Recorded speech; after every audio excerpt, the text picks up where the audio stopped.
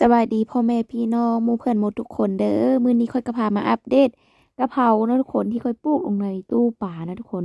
ป่าก็ลอยเล่นน้ำกันแบบนี้เลยเนื้อน้ำมาก็มีต้นกะเพรานะทุกคนงามหมูเจ้าอ่อนสอนค่อยบ่เห็น2-3 มือเพื่อบขึ้นมาหมูเจ้าต้นบักใหญ่ๆนะคันเป็นค่อยโบยายมันออกหั่นน่ะก็คือใหญ่กว่านี้นะทุกคน ต้นใดที่ใหญ่ๆแบบนี้ค่อยก็คือย้ายไปลงกระถางเพราะว่าค่อยต้องการแสงจากตู้ป่านี่ซื่อๆนะทุกคนเพราะว่าแสงค่อยมันน้อยค่อยก็บนไหนมันมีแสงค่อยก็ย้ายต้นไม้ไปใส่มันได้แสงแล้วว่าขึ้นมาเพื่อปะเนี่ยหมูเจ้าอันนี้ต้นที่ค่อยปลูกลงในกระถางนะทุกคนก็จะประมาณนี้ใหญ่เท่าๆกันเนาะงามแฮงหมูเจ้าปีนี้ค่อยกับสิปลูกขายเนาะทุกคนที่เห็นในลายๆนี้ก็เตรียมขายหน้าฮอน ลูกค้าผู้ใดอยู่ฟินแลนด์อยากใดก็สั่งเด้อ